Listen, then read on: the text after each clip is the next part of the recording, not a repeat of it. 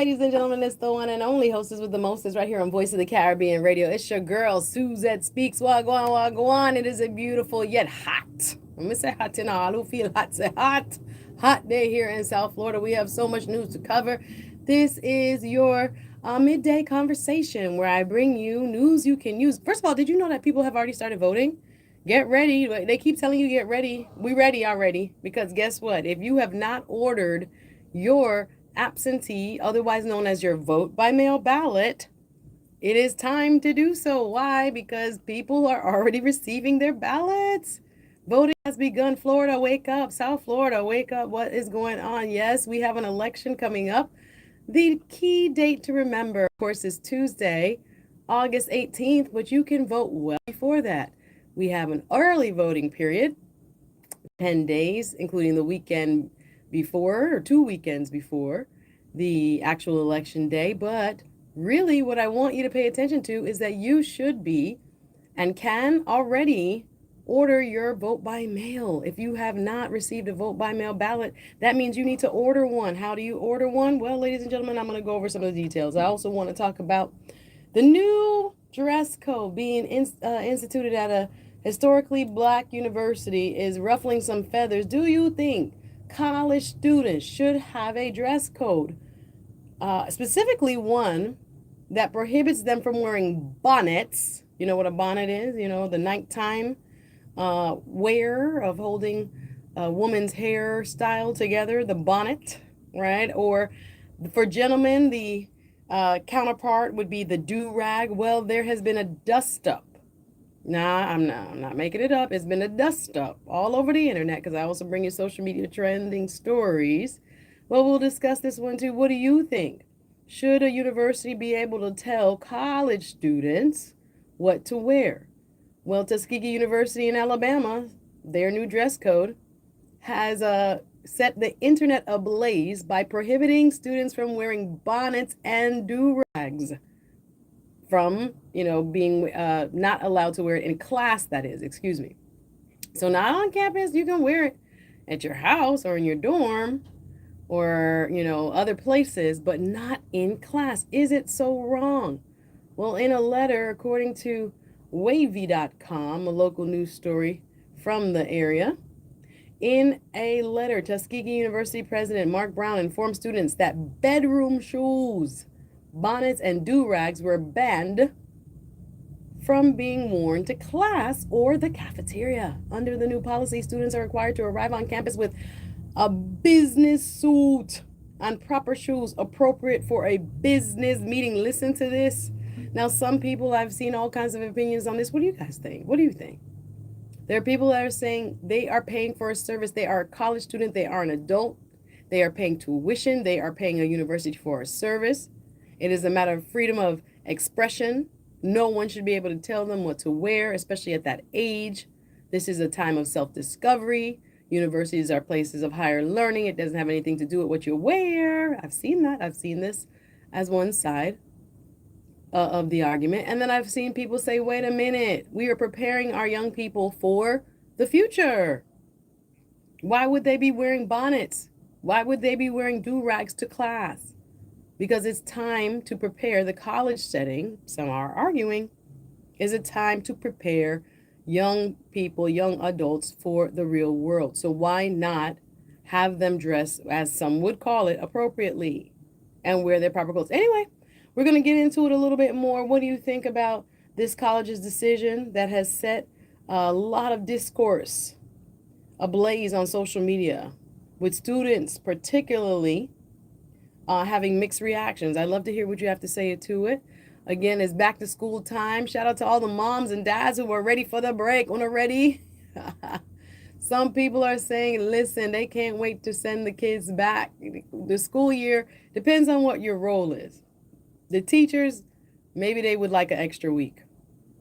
As my friends who are teachers, this is their last week off. Technically, they have to go back in next week in order to prepare for the start of the school year. Of course, school year won't begin next week, but my teachers, it's over for you. The fun is over for you. You're going to get ready to get those kids back to the routine of going to school and hopefully listening, hopefully, and following directions and behaving. You know, it always takes some time to break them back in from their summer freedom. So yeah, we are looking at the start of school. Again, the tax-free holiday is upon us, though. If you need school supplies like, your new uniform, school clothes, and it has a little cap up to a certain amount, this is the time to go ahead and buy because it's tax-free. Florida's state tax, the sales tax holiday is upon us for back-to-school items. So we want to make sure parents and caregivers are aware that Florida's current tax-free period is the back-to-school sales tax holiday, which runs from July 20th, already started, to August 20th. So it's a full month. So if you are ready, and I know, it comes by, the summer goes by so quickly and it comes back so quickly. I know parents are saying, yes, we are ready. We're ready. Leave us alone. Please take these kids. I know everybody doesn't have that same experience. Some people are going to miss their children. Others cannot wait to get them back into the school routine. Welcome, one and all. Once again, if you're just joining us, the time is now 1:12. This is Suzette Speaks, your hostess with the mostest, right here every Thursday and Friday. Today is the Throwback Old School Thursday. First of all, Humble Lion. Let me give a shout out to my dupes. Humble Lion. I don't know. I call one of our other DJs, Louis Spree, the remix king. He comes out in the evenings during the weekday. Humble Lion blesses us in the midday, but he keeps us rocking during the lunch hour. But Humble Lion gave me that remix with that Ken Booth. Hey, hey, hey. If you were listening right before my show, yes, you know what I'm talking about. They sheltered me from kept me warm on the new school beat. Yeah, man, this is what we do here at Voice of the Caribbean. The style, the flow can't be copied. We are the number one. Let's go. The number one Caribbean American platform, FM platform across the region, reaching all the way south on 101.5 FM HD2, all the way south to Key Largo. Big up anybody in the Keys, all my Keys people, listening and tuning in, whether you are on your actual radio, whether you're on your computer or on your phone on the app. Did you know that Voice of the Caribbean is an app? Yes. Go to your Apple Store or your Google Play Store. Download that app right now. We're celebrating 10 years on air and growing stronger. Yes, so if you are in Broward County, you can also simulcast this out. A lot of folks in Fort Lauderdale listen 96.9 FM as well, but our main flagship broadcasting to you from Key Largo, all the way up to Jupiter is 101.5 FM HD2. So anyway, we're going to get more into the news. Welcome if you're just joining and you don't know anything about me. Hey, I'm glad you're here. Thanks for stopping by. I'm glad you stumbled upon us. We're going to talk some politics. I know I could get into the president's performance at the White House Correspondents' Center. I could get into the passing of Lindsey Graham and what, I don't know. Y'all saw some of the funeral? Kind of, I don't know. I guess I can't be surprised at this moment. What's really considered normal, I guess, in terms of speeches at funerals. And, Lindsey Graham having passed unexpectedly, quite suddenly, from, I think the reports were it was a heart condition or some sort of acute heart episode. A senator from South Carolina, his sister, and I have thoughts on this, has inherited his U.S. Senate seat, at least temporarily. And we saw his influence with President Trump and on international affairs, particularly quite hawkish, meaning he was more prone to engaging in, military conflict, or thinking that military was the solution to conflicts, actually. So we saw him laid to rest this week as well. But what is really on my mind as I finish up the Florida back to school tax holiday, just know that the tax holiday is currently going on. As you prepare for back to school, Florida is tax free. This is a short 1 month period, July 20th to August 20th. During this month-long event, you pay no state sales tax on clothing and on, book bags and things like this worth $100 or less, right? So that applies to any clothing, book bags, etc. of $100 or less. School supplies of $50 or less. Learning aids, this is like your workbooks and things like this. Remember, you have calculators and all kinds of things. Learning aids of $30 or less, and personal computers of $1,500 or less. So this would be a great time if you have to invest into a laptop. At least at this time in the state of Florida until August 20th, it is tax free, right? More details are available on the Florida Department of Revenue website, right? So any other items, you can check it out there. Another tax free period is coming up September 1st. This is our wildlife tax free hunting, fishing, camping holiday. Runs from September 1st through the 31st, and that's going to be on like outdoor supplies and sporting gear, hurricane, disaster prepared supplies are tax free year round. Like generators and batteries have a permanent tax free battery. Did you ever notice that when you go to buy batteries? So, anyway, stay tuned for more on the tax free holiday. I also want to talk about the major case that is making so much impact on the social media zeitgeist, which is the Nolan Wells case. I was just tuning into before I drove over here to the studio. I had my television on, then I switched over to my phone, listening to a press conference. I still think it's going on now. I was hoping to tune into it. Yeah, it's still going on now. I see it being broadcast via the Don Lemon YouTube channel, so I might play a little bit of it. I see this is at the National Urban League, where Benjamin Crump, civil rights attorney Benjamin Crump, who is now the representative or has been chosen as the representative for the family of Nolan Wells. This is the young man who lost his life over the July 4th holiday, where he went boating with his so-called, well, I'll say so-called, that's my opinion, right?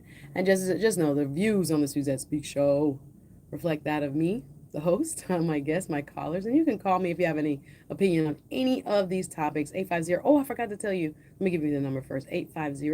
850-446-0562 gets you right in touch here. This is the listener call-in line here at Voice of the Caribbean. 850-446-0562.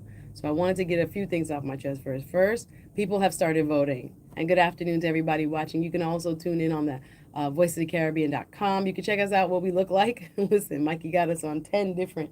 Wow, they got us. What's going on over there? I see how I look. My face is cut off, but at least you can see behind me. I'll fix that camera during the break, guys. But you can also tune in on the Suzette Speak Show. That's on my YouTube channel. Go on YouTube, right? And you look up Suzette Speaks with an S. And also you can follow me on every platform, right? I'm really excited to connect with all of our listeners. We do it for the community. We're getting ready to start our series, guys, right? This is election season. You know, I'm very deep into the civic engagement side of what we do here at Voice of the Caribbean, which is what is a fancy way of saying we need to get people involved in what is happening, the election.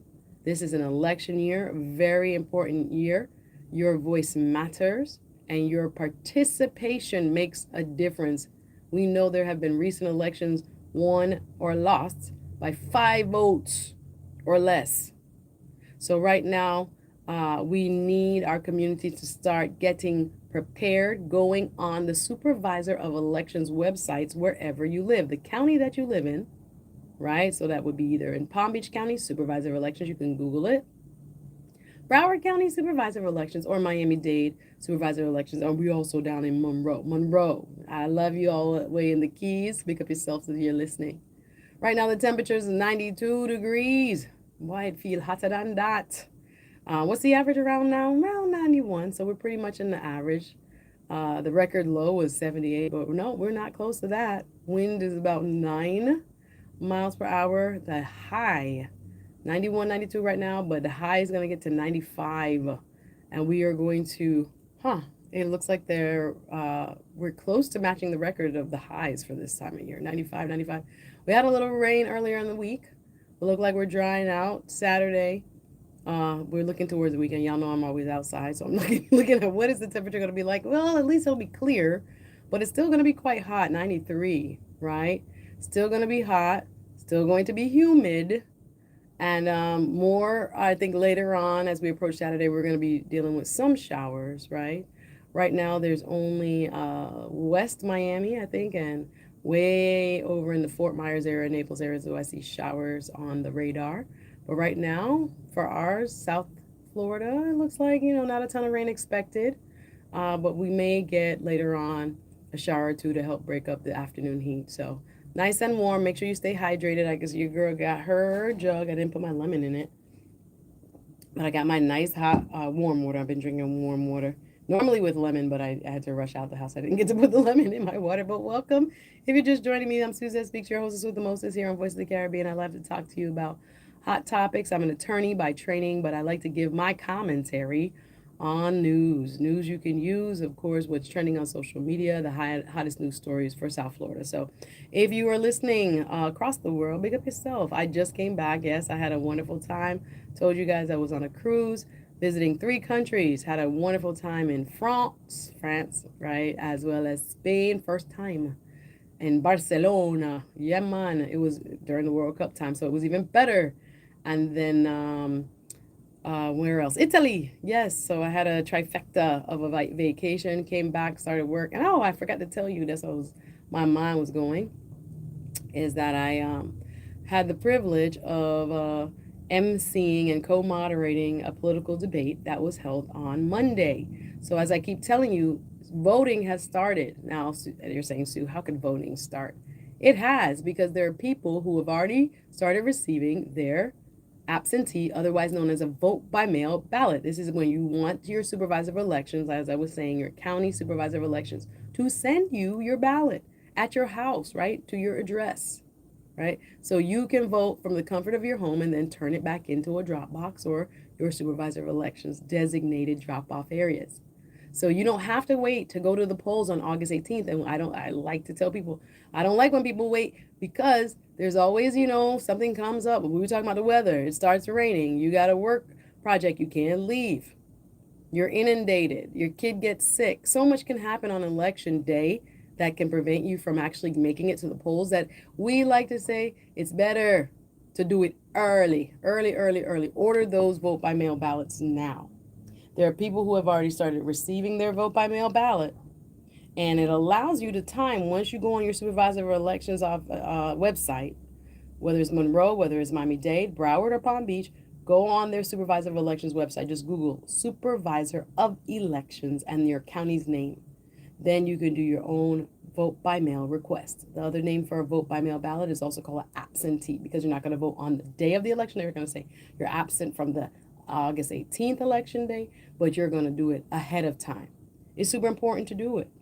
So go ahead and request it.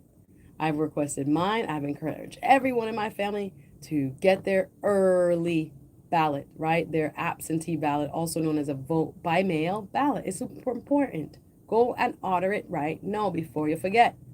It's going to come in the mail. And guess what? There are people who already have it and they have started voting. It's not just August 18th. The voting period is well before August 18th. Like I said, people have already started voting.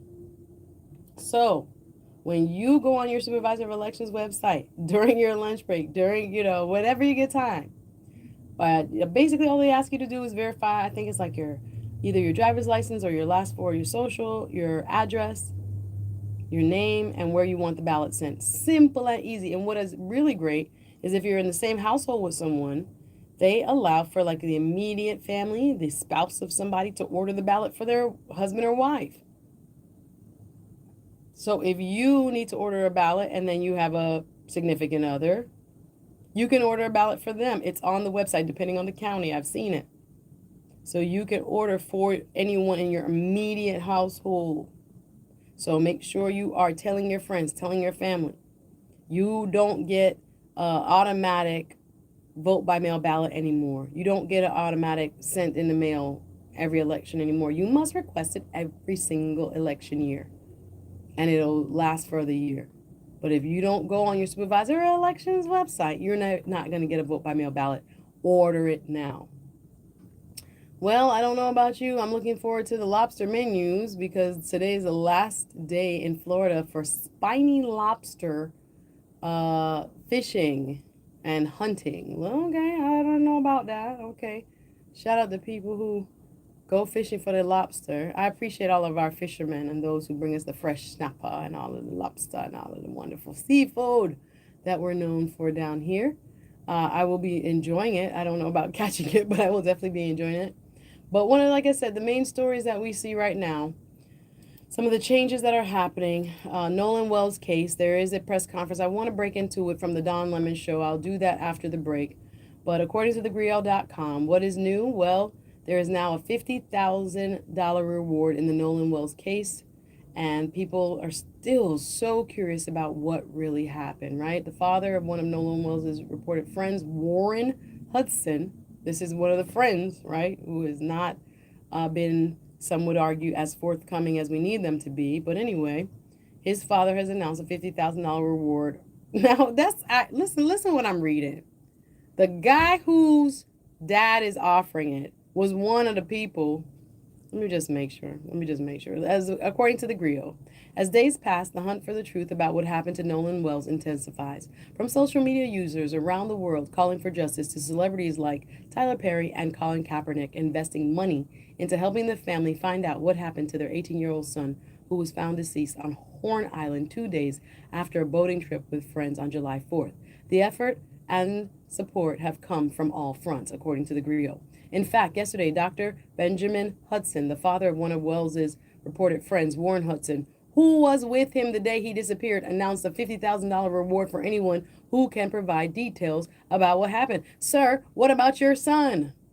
Your son was there. Isn't that ironic? That one of the young men, because they weren't boys, they're pre-college, or excuse me, they're in junior college, I should say. Community college, it seems like, or JUCO.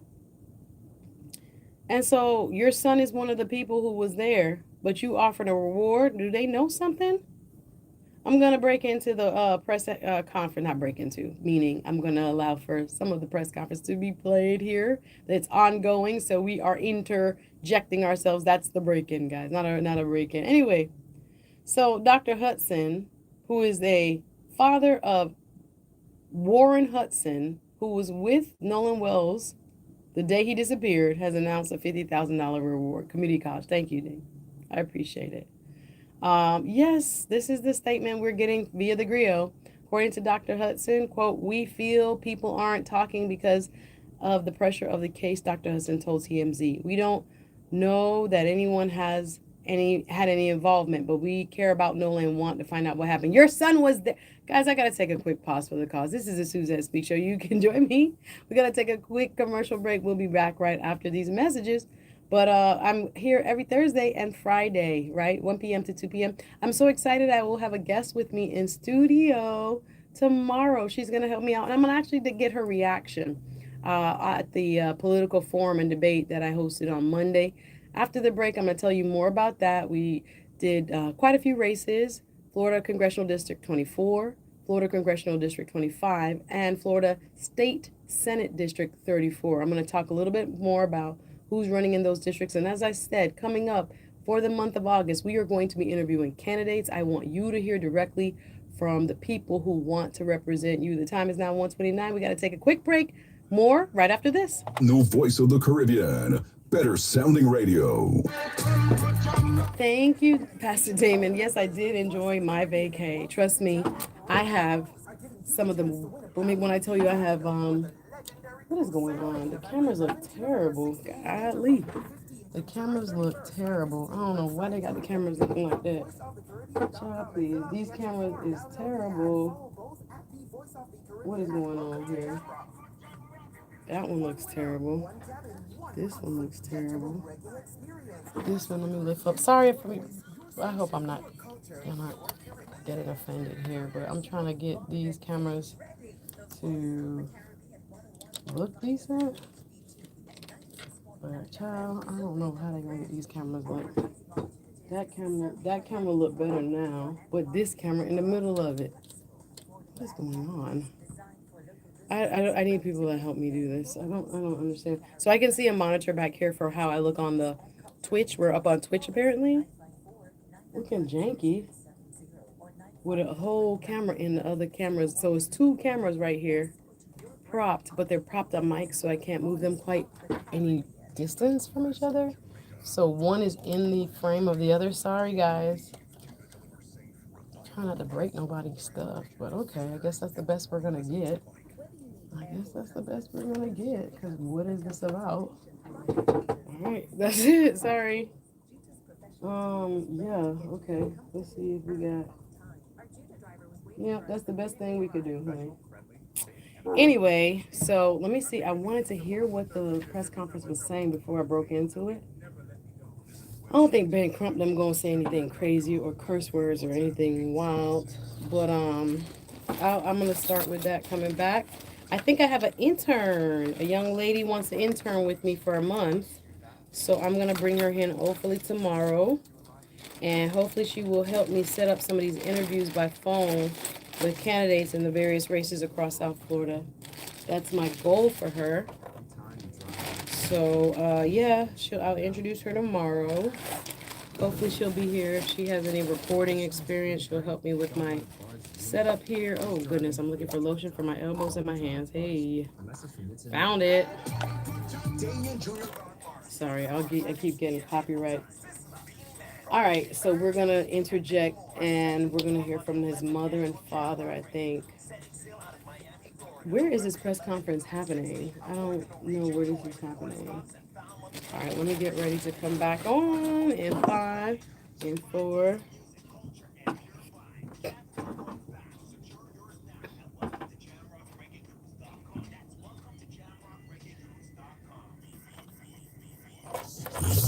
The voice of the Caribbean. Follow us on Instagram, Facebook, X, TikTok, and YouTube. Welcome back to the Suzette Speak Show. The time is now 1:33. We are going to listen to some audio of a breaking news conference happening right now pertaining to the case of Nolan Wells. I'm going to play a little bit of what's happening right now live. This press conference is being held by civil rights attorney Benjamin Crump on behalf of his clients, the mother and father of Nolan Wells. The mother is speaking right now. I want to bring it to you live. Let me go ahead and break in with that coverage right now. Kathleen, last question. Question being asked at the press conference featuring National Urban League Chairman and President Mark Morial, the parents of Nolan Wells, and civil rights attorney Benjamin Crump at the National Urban League. And the family has been having an ongoing press conference to seek information about what really happened to Nolan Wells, along with two other young men, Daniel Irving and Tyler Smith. We now see at the podium Benjamin Crump, civil rights attorney, Mark Morial. He's responding now to this question. That this is why Ben Crump is so important. This is why when families face these types of challenges, they need good counsel. They should not wallow and try to handle it themselves. They shouldn't just go to community leaders and politicians, although that's important. Yes. They need good counsel. They need good civil rights counsel. They need people like Ben Crump or Lee Merritt, and there are many, many others around the nation who do this kind of important work.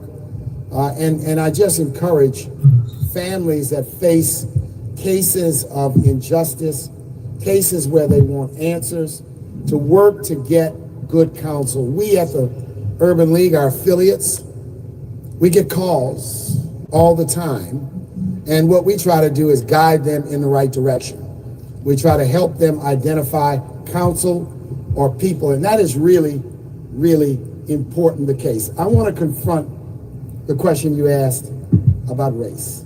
Something in this country, whenever a black person is the victim of an act of injustice, why is it when we seek justice, we get this smear campaign of playing the race card? I have seen this movie for many, many, many years, and we are going to call it out because we are not going to be dissuaded, distracted, or intimidated for standing up for members of our community. Let the charges come. I say it's like they're blowing bubbles. It's just a lot of rhetoric. It's nasty and it's hateful. But you know what I found?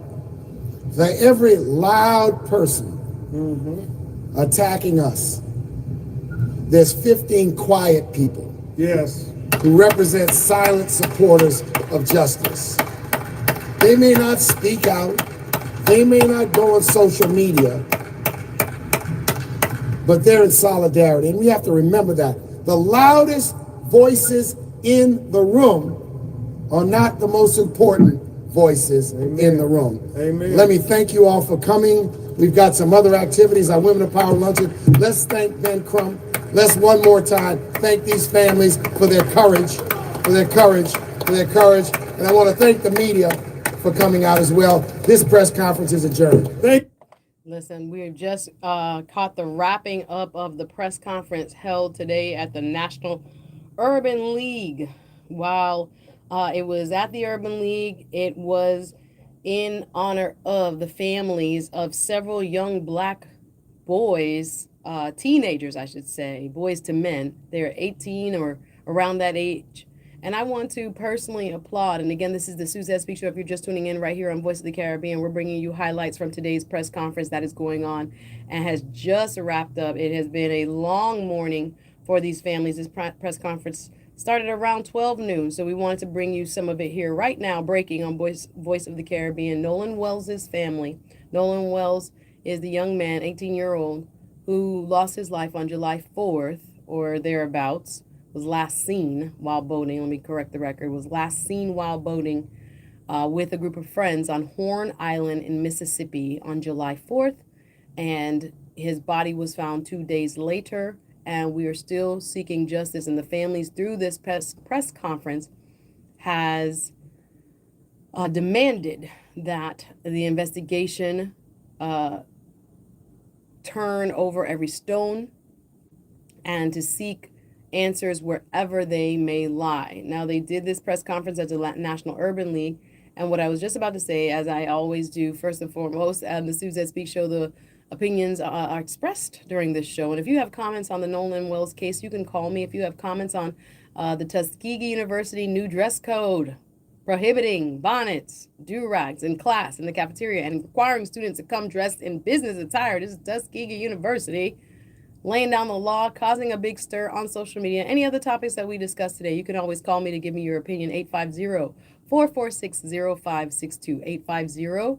850-446-0562. Get you right in touch. I'm going to tell you more about the political forum I was able to co-moderate alongside Mr. Rodney Baltimore, one of my colleagues here on the radio from a different station, of course, but he and I at the Ebenezer Church on Monday night. Ebenezer Missionary Baptist Church, Hollandale Beach, Florida, were able to conduct an engaging evening. I would say over 250 people. I mean, eyes was locked in, maybe more throughout the evening at the Ebenezer Missionary Baptist Church, Hollandale Beach, trying to bridge the gap between the candidates running for seats that affect South Broward County all the way through Biscayne, Miami, in Miami-Dade County. We did a wonderful 3-part political forum highlighting the state Senate seat 34, which represents parts of Miami, North Miami, and southwards, I think, to, I don't know if it extends all the way down to Little Haiti. We also highlighted Congressional District, these are the people that go to Washington, D.C., Congressional District 24, as long, also, that would have been Frederica Wilson's seat, but she has now obviously announced her retirement. So it was a robust conversation. Now, you know, after you moderate, there are questions I wish I would have asked. There was a couple that came in my spirit. Even when I went to bed, I was like, man, I should have asked some hard questions. But we did ask some tough questions. Sometimes you don't want to beat yourself up because after the fact, you ever had a conversation and after the fact you remember what you should have said, could have said, didn't say, all that? Well, that's something that happens to me also when I moderate, when I'm hosting. I'm like, man, I should have snuck in one more question about this. The question I'm thinking about was where the candidates stand on qualified immunity, which has to do with police officers when they're involved in shootings and taking people's lives, should they be immune from prosecution?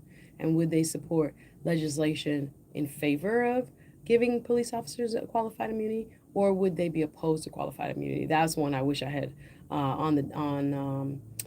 on the table for last Monday's debate. But I'm going to have a special guest in studio tomorrow. I'm going to get her reaction as well. She was there, and she is very astute on politics and what's going on in the community. So I don't want to get biased, or be accused of being biased, because I too have my own propensities and how I saw the forum and who I thought did the best, or who I thought probably needs more preparation. Not everybody, just because they're in the race, that means you filled out the paperwork and paid the money and got the signatures. That does not mean that you are prepared.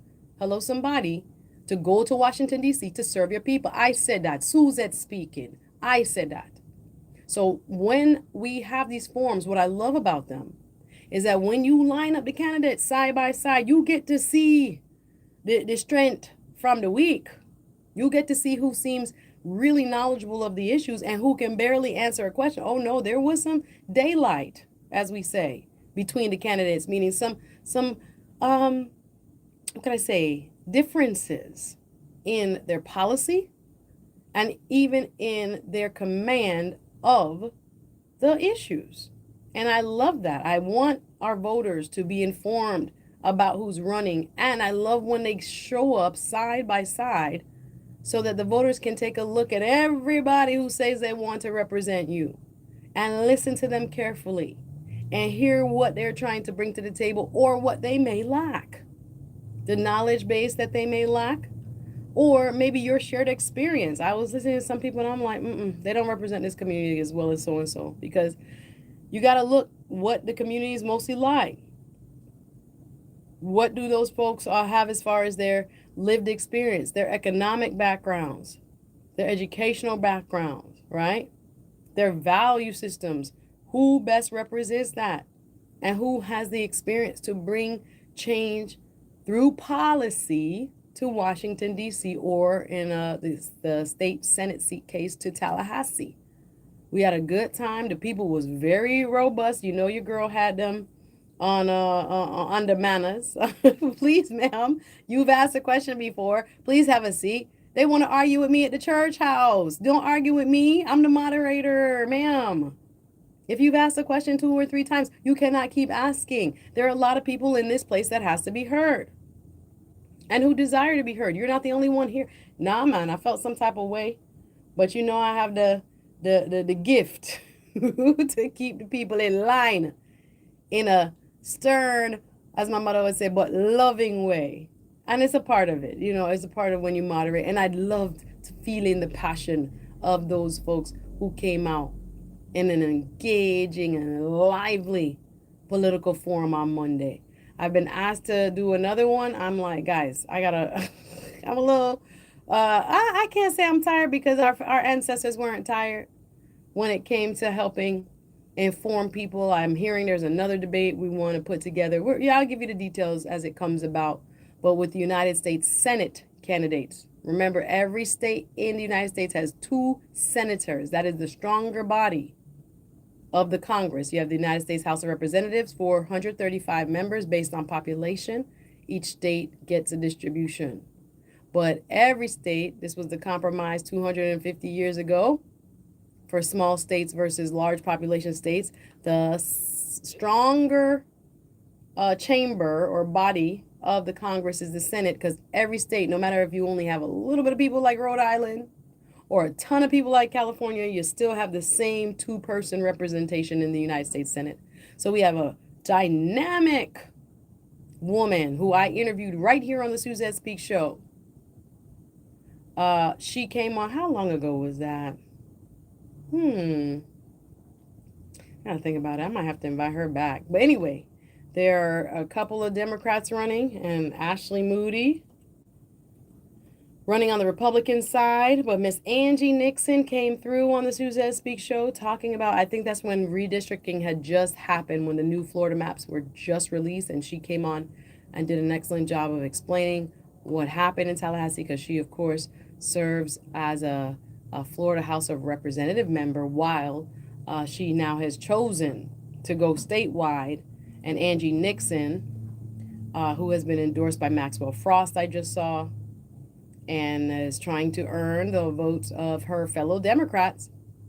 She and others, we were trying to put together a forum next week. I don't know, we're pushing it, but I'm gonna see if I can fit it in with my schedule, and I can kind of come to understanding with the organizers on how it, I think, and I'm very big on, like, it has to be decent and in order, and we have to have everybody there.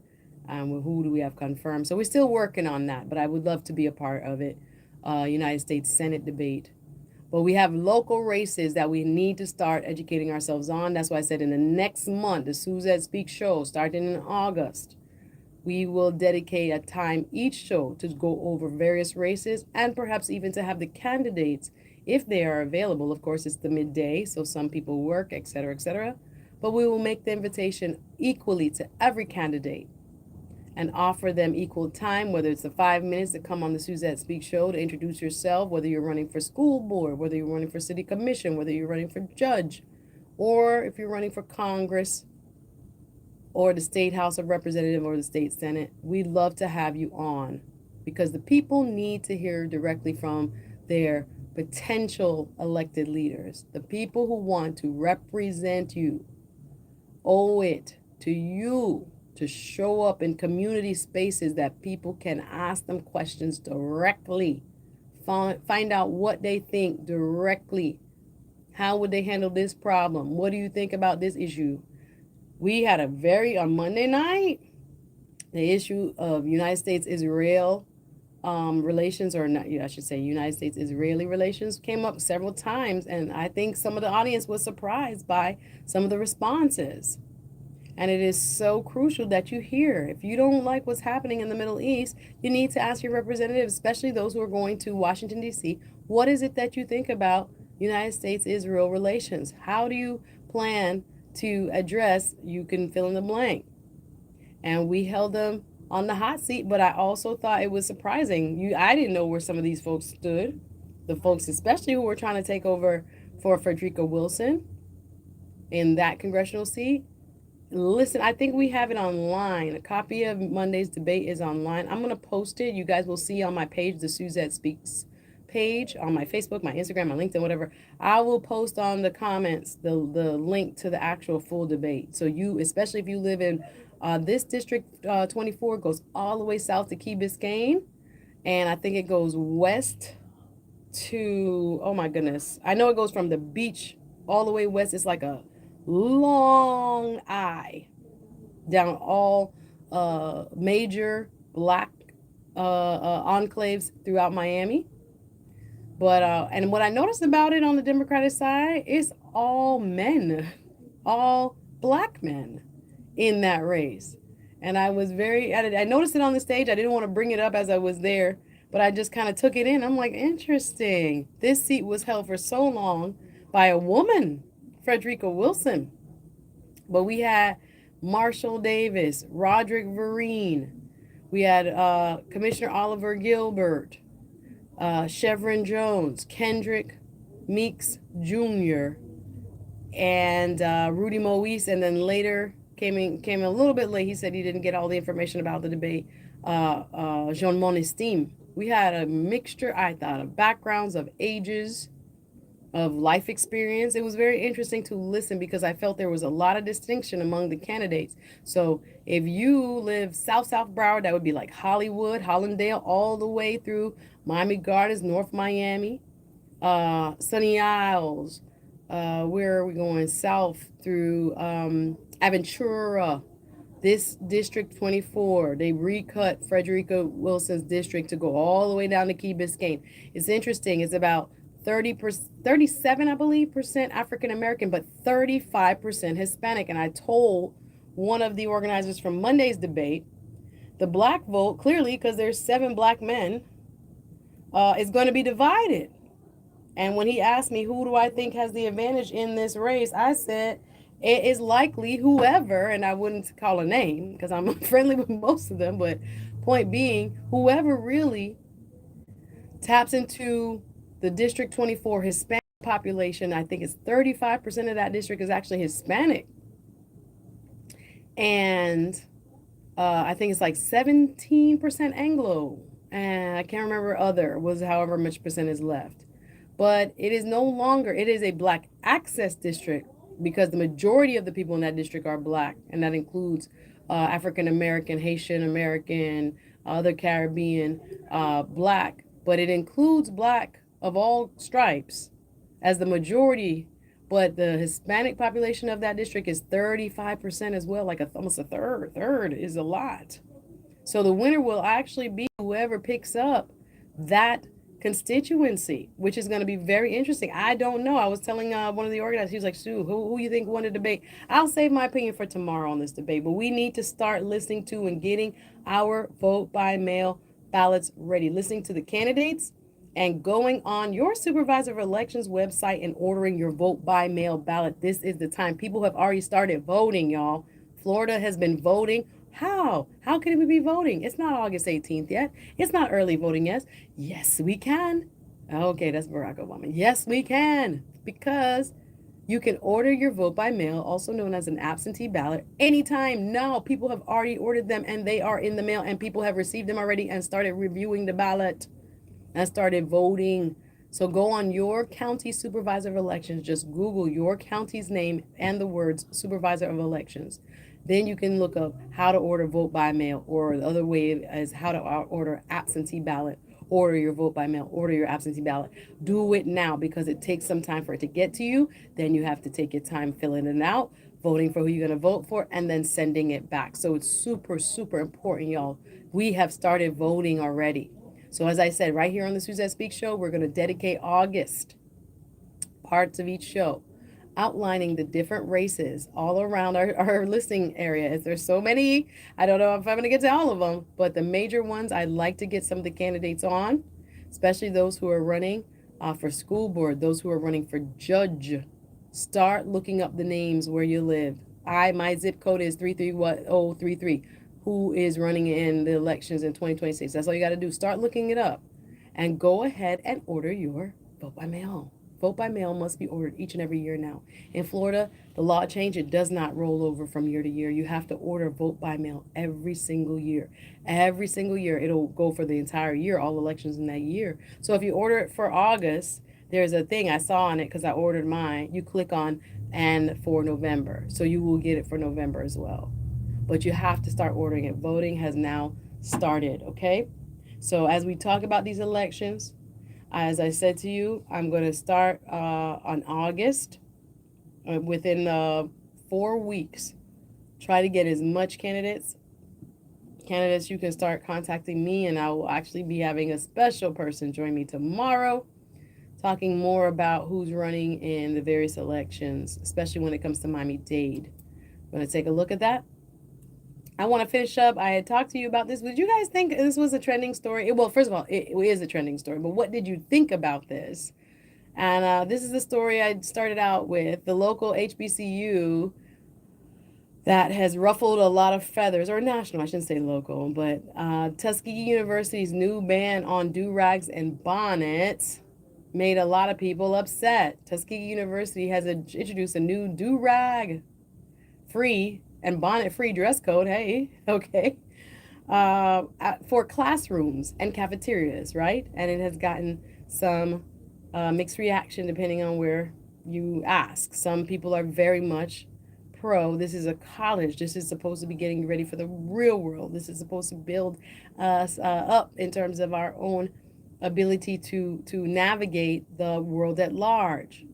But then there are others saying that the students are just that, students. They are paying for a service. They have the freedom to dress however they want, or should have the freedom to dress however they want. This is respectability politics. This is trying to police bodies of young black people, because Tuskegee is a historically black college and university, right? So people are looking at it. The policy announced by Tuskegee University President Mark Brown prohibits bonnets, do-rags, and bedroom shoes in class or in the cafeteria. Now, this is it. This is the key point. Students must arrive on campus in business attire. Now, when I got to school, I remember back in the day, My mother, old school Jamaican, you know what I went up to University of Florida in? She bought me a bunch of khaki pants, khaki skirts. This is old school Jamaican, y'all. She got me ready for college. And I had button downs, polos, and khakis. That's what my mom got me ready to go to college. And this is, I'll tell you how old I am. But she didn't play. I had a very, it was until I got there that I was like, oh, I don't have to dress up. I don't have to look this way. But that's how, again, the mentality, depending on your cultural background, right? Depending on your age, socioeconomics has a lot to do with it, excuse me. But yeah, so people are saying, why does this even have to be a rule? Others are saying, why is it being penalized by a code of conduct? In other words, do we want students to be policed?